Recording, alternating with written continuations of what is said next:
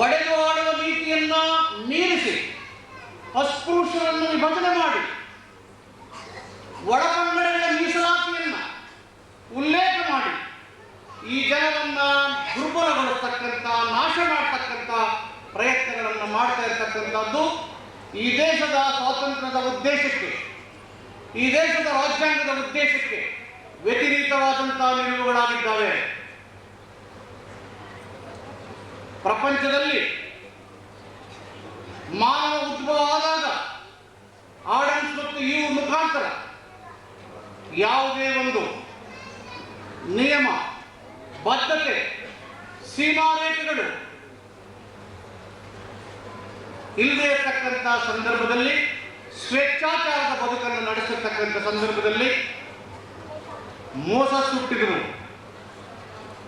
Jesus ಬಂದರು, ಪಾಪಟ್ ಮಾಮೆಟ್ ಬಂದರು, ಬುದ್ಧ ಬಂದ, ಅಂಬೇಡ್ಕರ್ ಬಂದರು, ಗಾಂಧಿ ಬಂದರು. ಅವರೆಲ್ಲರೂ ಬಂದು ಧರ್ಮವನ್ನ, ಮಾನವನ ಅಭಿವೃದ್ಧಿಗೆ, ಬೆಳವಣಿಗೆಗೆ, ಅವನ ಸರ್ವತೋಮುಖ ಸಂತೋಷಕ್ಕೆ ಧರ್ಮದ ಸೃಷ್ಟಿಯನ್ನು ಇವರೆಲ್ಲರೂ ಸೇರಿ ಅವರದೇ ಆದ ರೀತಿಗಳಲ್ಲಿ ಮಾಡಬಹುದು. ಆಧ್ಯಾತ್ಮಿಕತೆ ಮೋಸಸ್ಸನ್ನ, ಜೀಸಸ್ಸನ್ನ, ಪಾಪಟ್ ಮಾಮೆಟ್ಟನ್ನ, ಹಿಂದುವನ್ನ ಮೀರಿಸ್ತಕ್ಕಂಥ ನಡವಳಿಕೆ ಪ್ರಪಂಚದ ಸೋದರತ್ವ. ದಲಿತರು ಬಯಸ್ತಾ ಇರತಕ್ಕಂಥದ್ದು ಗ್ಲೋಬಲ್ ಹ್ಯುಮನಿಸಂ. ಪ್ರಪಂಚದ ಮಾನವೀಯತೆಯನ್ನು ಪ್ರತಿಪಾದನೆ ಮಾಡತಕ್ಕಂಥ, ದಲಿತರ ಸಾಂಸ್ಕೃತಿಕ ಬದುಕನ್ನು ಬೆಂಬಲಿಸ್ತಕ್ಕಂಥ ಆಡಳಿತವನ್ನು ಕೊಡಲಿಕ್ಕೆ ಈ ದೇಶದ ಸ್ವಾತಂತ್ರ್ಯ ಮತ್ತು ಅದರ ಉದ್ದೇಶವಾದಂಥ ಅಸ್ಪೃಶ್ಯತೆ ನಿವಾರಣೆ, ಕೋಮು ಸೌಹಾರ್ದತೆ, ಸ್ವದೇಶಿ ಪದ್ಧತಿಯ ಆಡಳಿತದ ಎಲ್ಲ ಗುಣಗಳು ಇವತ್ತು ಇಲ್ಲದೆ ಇರೋದ್ರಿಂದ ಈ ದೇಶ ಅಭಿವೃದ್ಧಿಯ ಪಥದಲ್ಲೇ ಇದೆ. 1999 ಇಸ್ವಿನಲ್ಲಿ ಮಾನವ ಹಕ್ಕುಗಳ ಆಯೋಗ ಭಾರತ ದೇಶದ ಸರ್ಕಾರಕ್ಕೆ ವರದಿಯನ್ನು ಕೊಟ್ಟಿದ್ದಾರೆ. ಭಾರತದಲ್ಲಿ ಪ್ರತಿ 24 ಗಂಟೆಗಳಿಗೆ 2 ದಲಿತರ ಮಹಿಳೆಯರ ಮೇಲೆ ಅತ್ಯಾಚಾರ ನಡೀತಾ ಇದೆ. 3 ಜನ ದಲಿತರನ್ನು ಜೀವಂತವಾಗಿ ಸುಟ್ಟಾಕ್ತಾ ಇದ್ದಾರೆ. 2 ದಲಿತ ಮನೆಗಳನ್ನು ಭಸ್ಮ ಮಾಡ್ತಾ ಇದ್ದಾರೆ.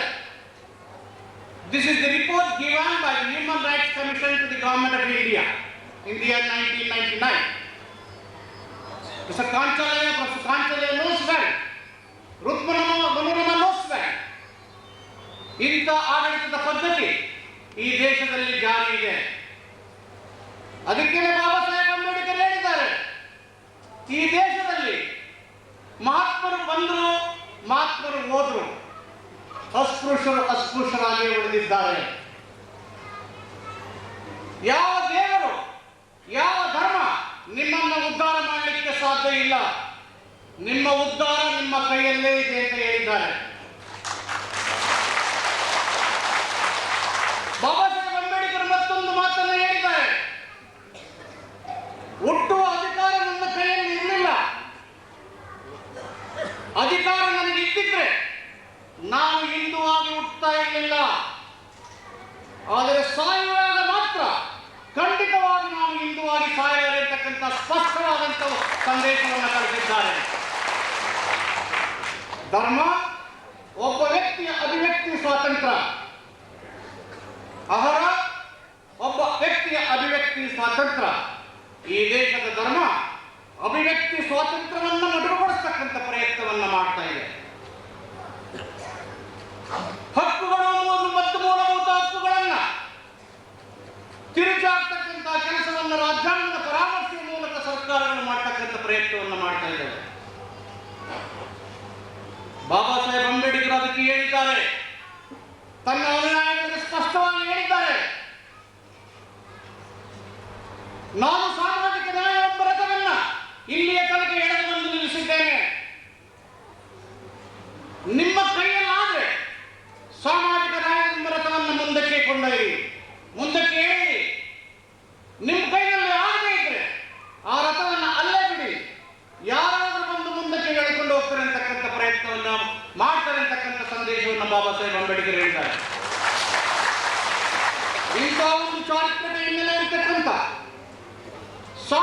ಬದುಕನ್ನು ಹೊಂದಿರತಕ್ಕಂಥ ಈ ಜನರು ದೇಶದಲ್ಲಿ ಪ್ರಪಂಚದಲ್ಲಿ ಜಾರಿ ಇರ್ತಕ್ಕಂಥ ಜಾಗತೀಕರಣ, ಖಾಸಗೀಕರಣ, ಉದಾರೀಕರಣದಲ್ಲಿ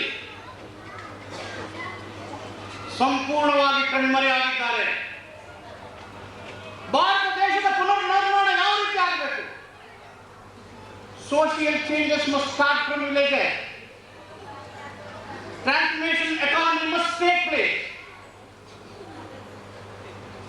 Where the social changes are taking place? How the economic transformation is taking place? Narayan Murthy, Arjun Premji, ನಾವು ಯಾಕೆ ಮೀಸಲಾತಿ ಕೊಡೋಣ ನಿಮಗೆ? ನಾವೆಲ್ಲ ಸಂಪತ್ತನ್ನು ಇಟ್ಟುಕೊಂಡಿದ್ದು ನಿಮ್ಗೆ ಯಾಕೆ ಕೊಡಬೇಕು? ರಾಜ್ಯಾಂಗದ 38, 39ನೇ ವಿಧಿಗಳು ಸ್ಪಷ್ಟವಾಗಿ ಹೇಳಿದ್ದಾರೆ. ಸರ್ಕಾರಕ್ಕೆ ಹೇಳಿದ್ದಾರೆ, ಒಬ್ಬ ವ್ಯಕ್ತಿ ಮತ್ತು ಒಂದು ಸಮುದಾಯ ದೇಶದ ಸಂಪತ್ತನ್ನು ಕ್ರೋಢೀಕರಿಸುವಾಗ ಅವರ ಎಚ್ಚರಿಕೆ ವಹಿಸಿ ಸಾಮಾಜಿಕ ಜವಾಬ್ದಾರಿಯನ್ನು ನಿರ್ವಹಣೆ ಮಾಡಬೇಕಂತಕ್ಕಂಥ ಸ್ಪಷ್ಟವಾದಂತಹ ವಿಚಾರಗಳನ್ನು 38, 39ನೇ ವಿಧಿಯಲ್ಲಿ ಹೇಳಿದ ಮೇಲೆ ಇವರೆಲ್ಲರೂ ಕೂಡ ಎಕ್ಸ್ಟ್ರಾ ಕಾನ್ಸ್ಟಿಟ್ಯೂಷನಲ್ ಅಥಾರಿಟಿ ಇವತ್ತು ದೇಶವನ್ನು ಆಳ್ತಾ ಇದ್ದಾರೆ. ಈ ಎಲ್ಲ ಹಿನ್ನೆಲೆಯಲ್ಲಿ ಜ್ಯೋತಿಯವರು ತಂದಿರ್ತಕ್ಕಂಥ ಪುಸ್ತಕ ಸಾಂಸ್ಕೃತಿಕವಾಗಿ ಈ ಜನರನ್ನು ಒಗ್ಗೂಡಿಸ್ತಕ್ಕಂಥ ಪ್ರಯತ್ನ. 1972 ಇಸ್ವಿನಲ್ಲಿ ತಾಲಿಬಾನ್ ಯುವಕರು ತಮ್ಮ ಹಕ್ಕುಗಳನ್ನು ಪ್ರತಿಪಾದನೆ ಮಾಡಲಿಕ್ಕೆ ಚಳುವಳಿಗಳನ್ನು ಪ್ರಾರಂಭ ಮಾಡಿದರು. ಅಫ್ಘಾನಿಸ್ತಾನದಲ್ಲಿ ಸಾಂಸ್ಕೃತಿಕ ನಾಯಕತ್ವ ದೊರೆಗೆ ಹೋದ್ದರಿಂದ ಭಯೋತ್ಪಾದಕರಾಗಿ ಪರಿವರ್ತನೆ ಆಗಿ ಇಡೀ ಅಫ್ಘಾನಿಸ್ತಾನ ನಾಶವಾಗಿದೆ. ಯಾವ ದೇಶದಲ್ಲಿ ಸಾಂಸ್ಕೃತಿಕ ನಾಯಕತ್ವ ಇರೋದಿಲ್ವೋ ಆ ದೇಶ ಅಭಿವೃದ್ಧಿ ಆಗಲಿಕ್ಕೆ ಸಾಧ್ಯ ಆಗುವುದಿಲ್ಲ. ಈ ಎಲ್ಲ ಹಿನ್ನೆಲೆಯಲ್ಲಿ ಇವತ್ತು ಜ್ಯೋತಿಯವರು ತಂದಿರತಕ್ಕಂಥ ಇಂಥ ಒಂದು ಪುಸ್ತಕ ಸಾಂಸ್ಕೃತಿಕ ನಾಯಕತ್ವವನ್ನು ಪ್ರತಿಷ್ಠಾಪನೆ ಮಾಡುವುದರ ಮುಖಾಂತರ ರಾಜ್ಯಾಂಗದ ಉದ್ದೇಶಗಳನ್ನು ಮತ್ತು ಸ್ವಾತಂತ್ರ್ಯದ ಉದ್ದೇಶಗಳನ್ನು ಜಾರಿಗೊಳಿಸಿದೆ. ಈ ದೇಶದ 85% ಜನರಲ್ಲಿ ಎಲ್ಲ ಜನರನ್ನು ಓಟಿನ ಹಕ್ಕನ್ನು ಬಾಬಾ ಸಾಹೇಬ್ ಅಂಬೇಡ್ಕರ್ ಅವರು ಕೊಟ್ಟಿದ್ದಾರೆ. ರಾಷ್ಟ್ರಪತಿಗೆ ಒಂದು ಓಟು, ಅದರ ಬೆಲೆ ಒಂದೇ. ರಾಷ್ಟ್ರಪತಿಯ ಕಾರಿನ ಡ್ರೈವರ್ಗೆ ಒಂದು ಓಟು, ಅದರ ಬೆಲೆ ಒಂದೇ. ಬಾಬಾ ಸಾಹೇಬ್ ಅಂಬೇಡ್ಕರ್ ಹೇಳಿದ್ದಾರೆ ಪೂನಾ ಒಪ್ಪಂದದಲ್ಲಿ, ಬಾಬಾ ಸಾಹೇಬ್ ಅಂಬೇಡ್ಕರ್ ಅವರ ಮೀಸಲಾತಿಯಿಂದ ನಿಮಗೆ ಸಂತೋಷ ಆಯ್ತು ಅಂತ ಹೇಳಿದಾಗ, ಮೀಸಲಾತಿಯಿಂದ ಖಂಡಿತವಾಗಿ ನಿಮಗೆ ಸಂತೋಷ ಆಗಲಿಲ್ಲ. ಯಾರೋ ಕೆಲವು ಜನರಿಗೆ ಹೊಟ್ಟೆ ಹೊರಲಿಕ್ಕೆ ಅವರಿಗೆ ಅವಕಾಶ ಸಿಗಬಹುದು. ನಿಜವಾಗಿ ಸಂತೋಷ ಆಗ್ತಕ್ಕಂಥದ್ದು ಎಲ್ಲಿಯ ತನಕ ನನ್ನ ಜನ ಅಧಿಕಾರದ ನಿರ್ಣಾಯಕ ಸ್ಥಳಗಳಲ್ಲಿ ಕೂಡೋದಿಲ್ವೋ ಅಲ್ಲಿಯ ತನಕ ನನ್ನ ಮನಸ್ಸಿಗೆ ಸಂತೋಷ ಇಲ್ಲ ಅಂತಕ್ಕಂಥ ಮಾತನ್ನು ಸ್ಪಷ್ಟವಾಗಿ. ದಲಿತರು ಕೊರಿಯರು ಎಂದು ಅಸಹ್ಯ ಪಟ್ಟುಕೊಳ್ಬೇಕಾದಂಥ ಪ್ರಮೇಯ ಇಲ್ಲ. ಕಳೆದ ವರ್ಷ ನ್ಯೂಯಾರ್ಕ್ನ ವಿಜ್ಞಾನಿಗಳು ಜೀನ್ಸ್ ಅನಾಲಿಸಿಸ್ ರಿಸರ್ಚ್ ಮಾಡಿ ಹೇಳಿದ್ದಾರೆ ಇಲ್ಲಿರ್ತಕ್ಕಂಥ ಬಿಳಿಯರೆಲ್ಲ ಯಾರು ಅಂತ. ಎಲ್ಲಿಂದ ಬಂದ್ರು, ಯಾರು ಇವರು ಅಂತೇಳಿ ಪ್ರೊಫೆಸರ್ ರಾಜಶೇಖರ್ ಅವ್ರಿಗೆ ಗೊತ್ತಿದೆ. ಕಂಚಲೆ the research conducted by New York scientist on genes very clearly speaks what is the white race in India. They are foreigners. Sorry? They are foreigners. Yes, very clearly they mentioned what he said. ಈ ದೇಶದ ಮೂಲ ನಿವಾಸಿಗಳು ದಲಿತರು, ಆದಿ ದ್ರಾವಿಡರು, ಆದಿ ಜಾಂಬವರು. ಇಷ್ಟೊಂದು ಚಾರಿತ್ರಿಕ ಹಿನ್ನೆಲೆಯಲ್ಲಿ ಇಟ್ಟು ಸ್ವಾತಂತ್ರ್ಯದ ಉದ್ದೇಶವನ್ನು ಕೊಟ್ಟು ರಾಜ್ಯಾಂಗದ ವಿಚಾರಗಳನ್ನು ಅಧಿಕಾರಗಳು ಜನರಿಗೆ ಕೊಟ್ಟರು ಎರಡನೇ ದರ್ಜೆಯ ಪ್ರಜೆಗಳಾಗಿ ಬದುಕತಕ್ಕಂಥ ವಾತಾವರಣ ಇದೆ. ಅಮೆರಿಕದಲ್ಲಿ ಕರಿಯರು ಮತ್ತು ಬಿಳಿಯರ ನಡುವೆ ಸಂಘರ್ಷ ಬಂದು ದೇಶದ ವಿಭಜನೆ ಆಗ್ತಕ್ಕಂಥ ಸಂದರ್ಭದಲ್ಲಿ ಅಬ್ರಹಾಂ ಲಿಂಕನ್ ಅವರು ಅಮೆರಿಕದ ಸಂವಿಧಾನಕ್ಕೆ ತಿದ್ದುಪಡಿಯನ್ನು ತಂದು ಸಕಾರಾತ್ಮಕ ಧೋರಣೆಗಳ ಮೂಲಕ ಆ ದೇಶದ ಸರ್ವತೋಮುಖ ಬೆಳವಣಿಗೆಯನ್ನ ಸಮಾನತೆಯನ್ನು ಕಂಡತಕ್ಕಂಥ ಕೆಲಸವನ್ನು ಮಾಡಿದರು. ಜಾನ್ ಎಫ್ ಕೆನಡಿ ಅವರು ಅವರ ನಿರ್ಧಾರವನ್ನು ಮುಂದುವರಿಸಿತು. ಆದರೆ ಭಾರತದಲ್ಲಿ ರಾಜ್ಯಾಂಗದ ಉದ್ದೇಶಗಳನ್ನ, ಮೀಸಲಾತಿಯ ಉದ್ದೇಶಗಳನ್ನ ಜಾಗತೀಕರಣದ ಮೂಲಕ, ಉದಾರೀಕರಣದ ಮೂಲಕ, ಖಾಸಗೀಕರಣದ ಮೂಲಕ ದುರ್ಬಲಗೊಳಿಸತಕ್ಕಂಥ ಪ್ರಯತ್ನವನ್ನ ದೇಶದ ಒಳಗೆ ಮತ್ತು ದೇಶದ ಹೊರಗೆ ಮಾಡ್ತಾ ಇದ್ದಾರೆ. ಈ ಎಲ್ಲ ಹಿನ್ನೆಲೆಯನ್ನು ಗಮನದಲ್ಲಿಟ್ಟುಕೊಂಡು ಸಕಾರಾತ್ಮಕ ಧೋರಣೆಗಳ ಮೂಲಕ ಖಾಸಗೀಕರಣದಲ್ಲಿ, ಉದಾರೀಕರಣದಲ್ಲಿ, ಜಾಗತೀಕರಣದಲ್ಲಿ ದಲಿತರ ಪಾಲನ್ನು ಪಡಿತಕ್ಕಂಥದ್ದು ಅನಿವಾರ್ಯತೆ ಇದೆ. ನಮ್ಮ ಕೈಯಲ್ಲಿ ಆಗಲ್ಲ ಅಂತಕ್ಕಂಥ ಬೇಸರವನ್ನು ಇಟ್ಟುಕೊಂಡು ನೀವು ಮನೆಯಲ್ಲಿ ಕೂತ್ರೆ ನಿಮಗಿರ್ತಕ್ಕಂಥ ಒಂದು ಓಟು ಒಂದು ಬೆಳೆಯನ್ನ ಸರಿಯಾಗಿ ನೀವು ಪ್ರಯೋಗ ಮಾಡದೆ ಹೋದ್ರೆ ಶತಮಾನಗಳು ಉಳಿದ್ರೂ ನಾವು ಅಭಿವೃದ್ಧಿಯನ್ನು ಆಗಲಿಕ್ಕೆ ಸಾಧ್ಯ ಇಲ್ಲ.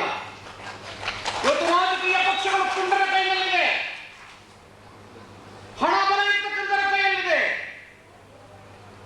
ಜಾತಿ ಪ್ರತಿಪಾದನೆ ಮಾಡತಕ್ಕಂಥ ಜನರ ಕೈಯಲ್ಲಿದೆ.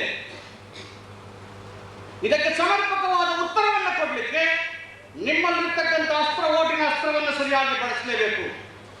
ಇವತ್ತು ನನಗೆ ಸಂತೋಷ ಆಗಿರ್ತಕ್ಕಂಥದ್ದು, ನಮ್ಮ ಹಿರಿಯ ಅಧಿಕಾರಿಗಳು ಇದಕ್ಕೆ ಒಂದು ನ್ಯೂಕ್ಲಿಯಸ್ ಆಗಿ ಈ ಸಭೆಯನ್ನು ಕರೆದಿದ್ದಾರೆ.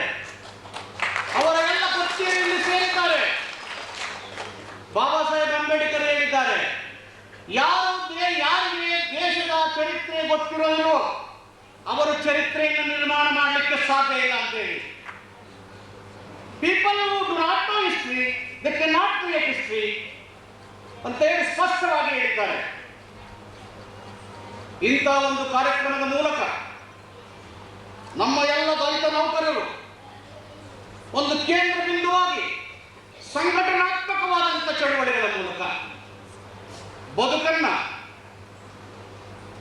ಅರ್ಥ ಮಾಡಲಿಕ್ಕೆ, ಬದುಕುವ ಹಕ್ಕನ್ನ, ಸಮಾನತೆಯ ಹಕ್ಕನ್ನ ಮಾಡಲಿಕ್ಕೆ, ದಲಿತರ ಹಕ್ಕುಗಳು ಮಾನವ ಹಕ್ಕುಗಳಾಗಿ ಪರಿವರ್ತನೆ ಆಗಲಿಕ್ಕೆ ಹೋರಾಟಗಳು ಅನಿವಾರ್ಯವಾಗಿದ್ದಾವೆ. ಆ ನಿಟ್ಟಿನಲ್ಲಿ ನಮ್ಮ ಅಧಿಕಾರಿಗಳು ಮತ್ತು ಅವರ ಸಂಬಂಧಿಕರೆಲ್ಲರೂ ಕೂಡ ಸೇರಿರ್ತಕ್ಕಂಥದ್ದು ಅತ್ಯಂತ ಸಂತೋಷದ ಸಂಗತಿಯಾಗಿದೆ. ಇಂಥ ಒಂದು ಕಾರ್ಯಕ್ರಮದಲ್ಲಿ ಭಾಗವಹಿಸಿ ಮಾತಾಡ್ತಕ್ಕಂಥ, ಅಧ್ಯಕ್ಷತೆ ವಹಿಸ್ತಕ್ಕಂಥ ಅವಕಾಶವನ್ನು ನನಗೆ ನಮ್ಮ ತಂಗರಾಜ್ ಅವರು ಮತ್ತು ಸಂಘಟಕರು ಕೊಟ್ಟಿದ್ದಾರೆ. ಅವರಿಗೆ ನನ್ನ ಮಾತನ್ನು ಕೇಳಿದ ತಮಗೆ ಧನ್ಯವಾದಗಳನ್ನು ಹೇಳ್ತಾ ನನ್ನ ಮಾತನ್ನು ಮುಕ್ತಾಯ.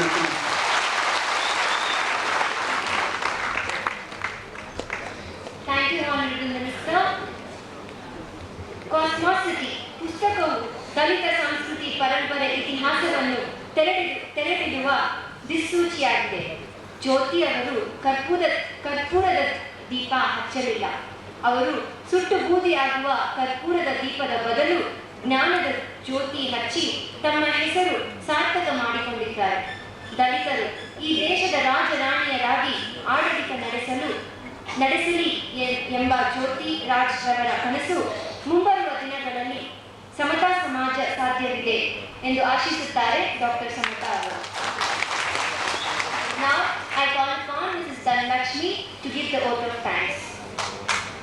Function raised by several dignitaries, intellectuals, senior officers, academicians and committed volunteers.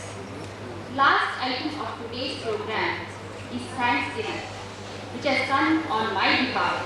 I feel proud to perform this job. Whenever we think of ending, in fact, it is the beginning. As the function is ending, we are going to bring better changes for ourselves and our targeted people.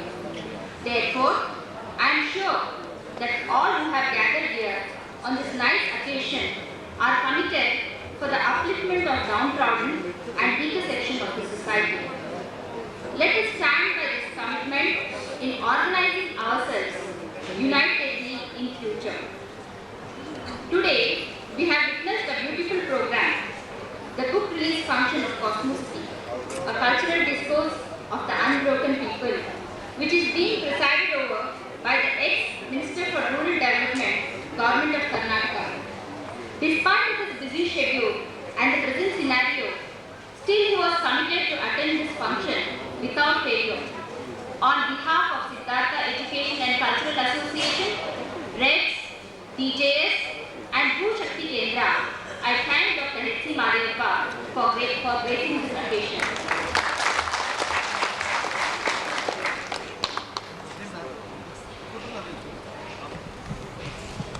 I cordially extend my sincere thanks to Sri Anjana Murthy, Honorable Minister for Housing, on behalf of Siddhartha Education and Cultural Association, REDS, DJS and Bhushakti Kendra. I thank you, sir.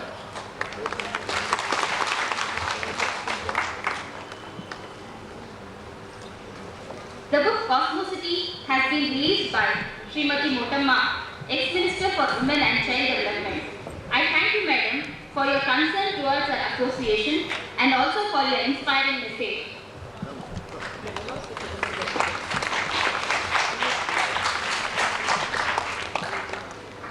Our guest of honor of today, Sri Ramesh Chandra Clare, Chairman for International Organization for Human Rights, has made us to come and attend this function. We are highly thankful to you, sir. I extend my hearty thanks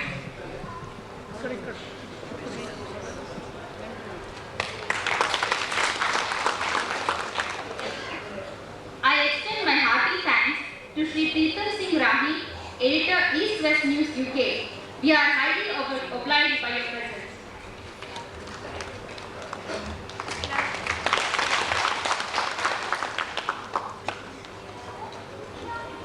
We are deeply thankful to another guest of honor, Mrs. Karla Kaur, who is not present today.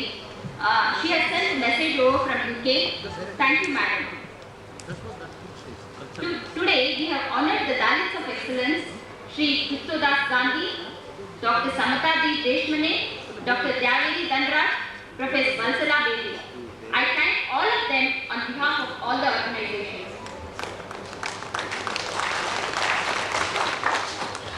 Mrs. Jyoti and Mr. M.C. Raj, who are the authors of the book, and they are the pillars to organize this program. Without their initiation and support, this program would not become true. They have put their mind and soul to complete the book Cosmosity. They are highly committed and dedicated for the right, social cause, and their effort to bring in social change is worth mentioning at this occasion. I propose my special vote of thanks to Mrs. Jyoti and Mr. M.C. Raj.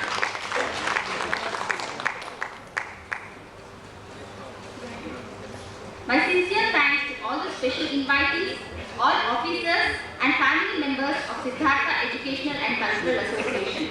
My special thanks to the Focus Book Printers, Indian Social Institute Bangalore and Indian United Theological College also.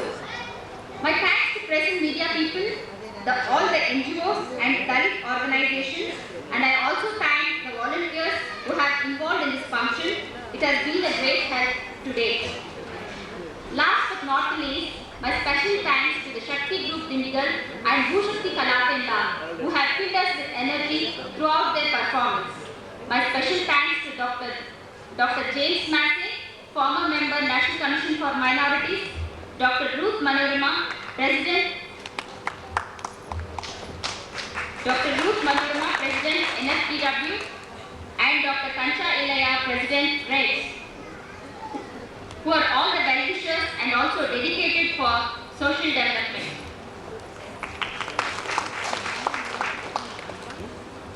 Cosmosity has been reviewed by Dr. Mohan Razu, United Theological College, Bangalore, and also by Ms. Meena Kandaswamy from Chennai. I am deeply thankful to you. I thank one and all for being calm and patient to carry over the function to a grand success. Thank you. I thank Mrs. Dhanlakshmi for the vote of thanks. For a moment, please, we have a performance by Shakti team. ಈಗ Shakti team ಅವರು ಮತ್ತೆ perform ಮಾಡ್ತಿದ್ದಾರೆ. ದಯವಿಟ್ಟು ಯಾರು ಎದ್ದೊಳ್ಬೇಡಿ, ದಯವಿಟ್ಟು ಕೂತ್ಕೊಳ್ಳಿ. Shakti team ಅವರು ಮತ್ತೆ ಪರ್ಫಾರ್ಮ್ ಮಾಡ್ತಿದ್ದಾರೆ. ದಯವಿಟ್ಟು ತಮ್ಮ ತಮ್ಮ ಸ್ಥಳದಲ್ಲಿ ಕೂತ್ಕೊಳ್ಳಿ. ಆಮೇಲೆ ಮುಗಿಸೋಣ.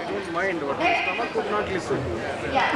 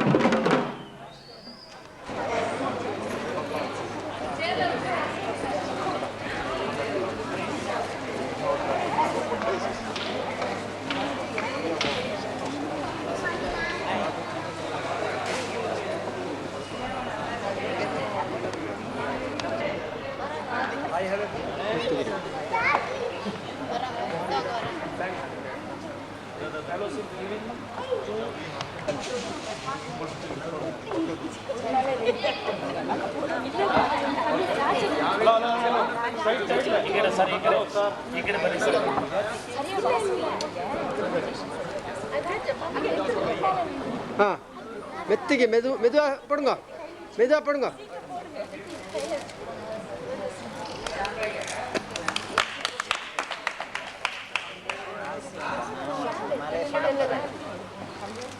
சார் மாலை இருக்கட்டும் sir.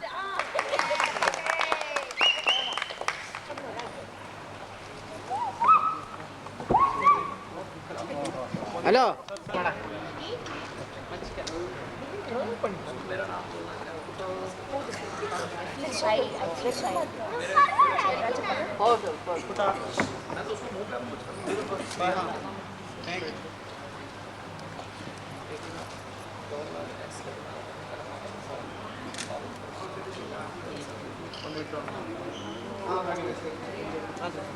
Rajan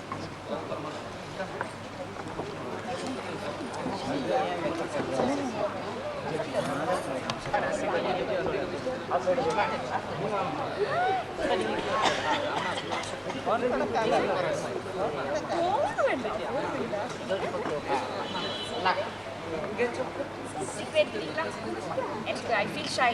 1 minute. ನಿಂತ್ಕೊಂಡ್ಬಿಡಿ.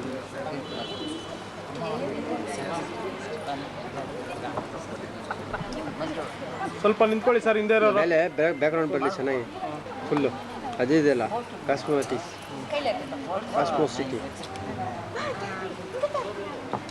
Okay okay ready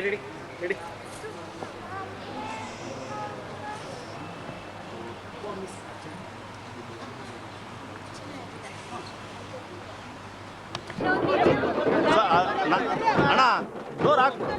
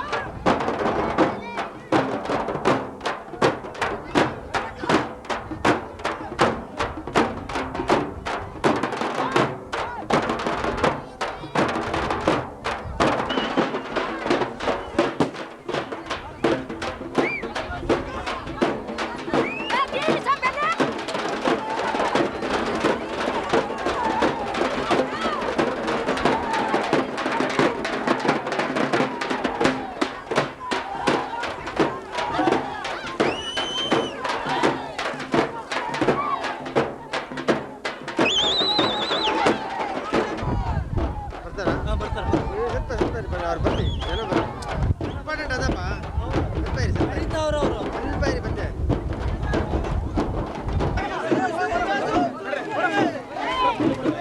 ಸಾಕಮ್ಮ